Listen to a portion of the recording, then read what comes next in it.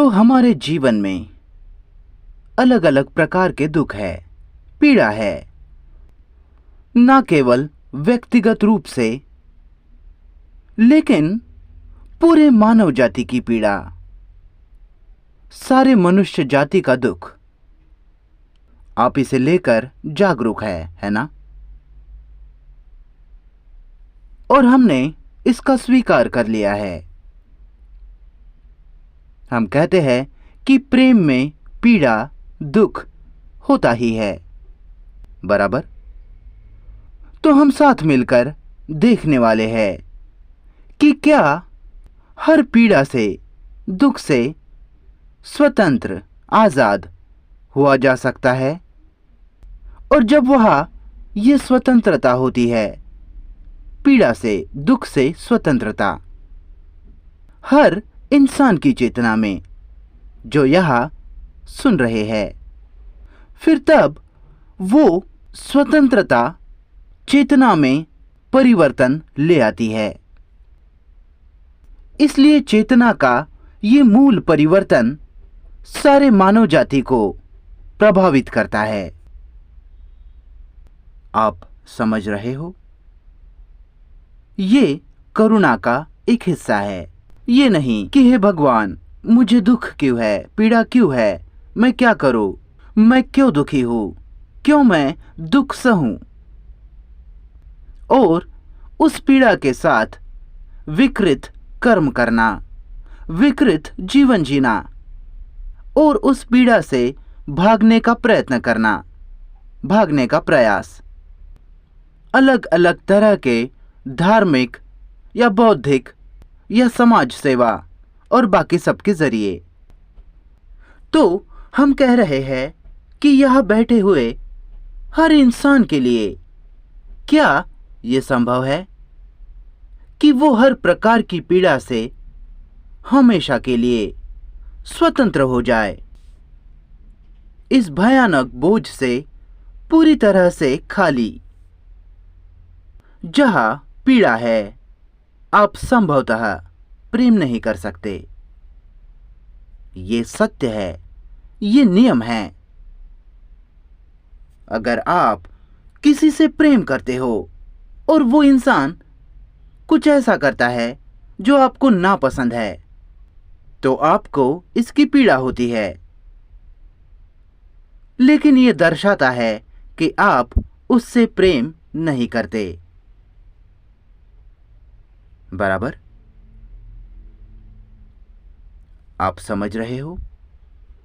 मैं नियम नहीं बना रहा, पर इसकी सच्चाई को देखिए।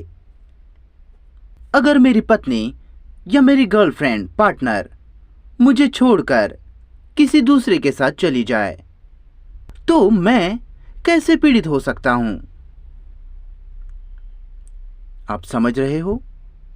हमें उससे पीड़ा होती है, दुख होता है, हम गुस्सा हो जाते हैं, ईर्ष्या से भर जाते हैं, द्वेष से हमें घृणा होने लगती है,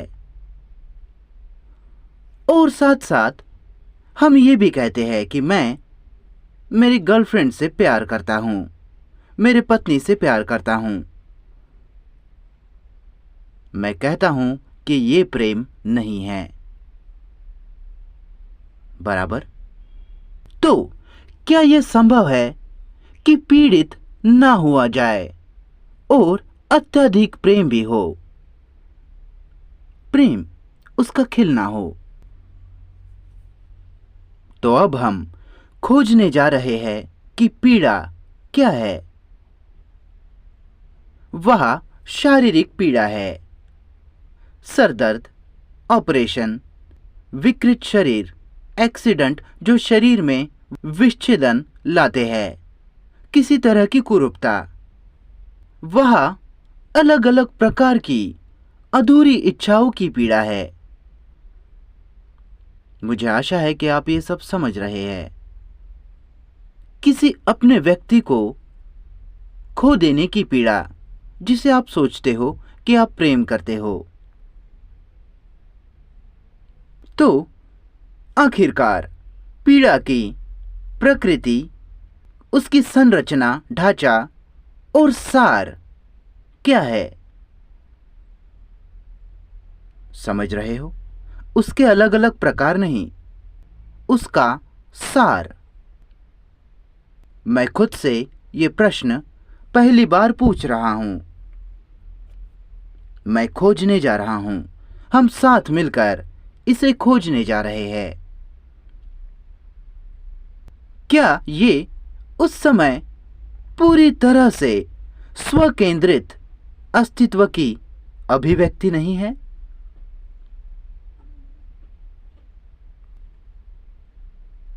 आप क्या कहना चाहोगे?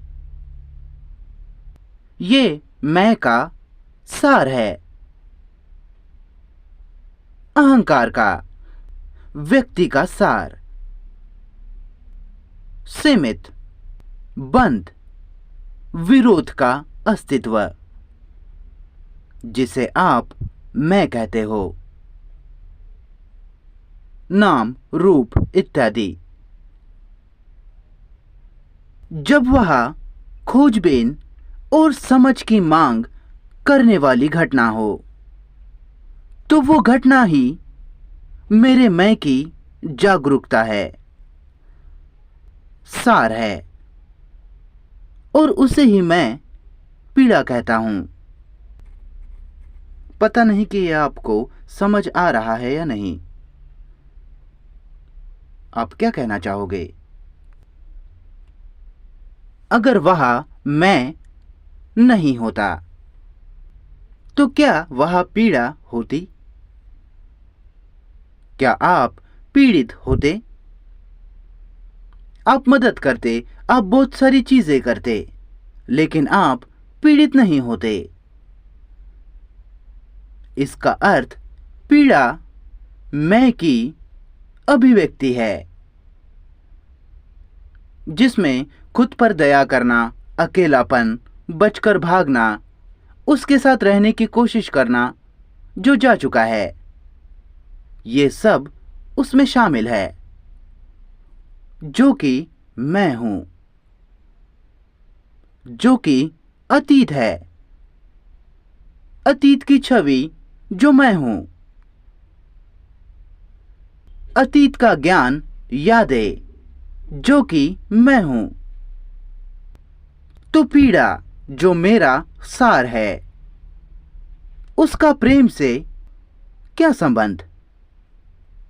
कृपया सोचिए सर। साथ साथ हम इस पर सोच रहे हैं।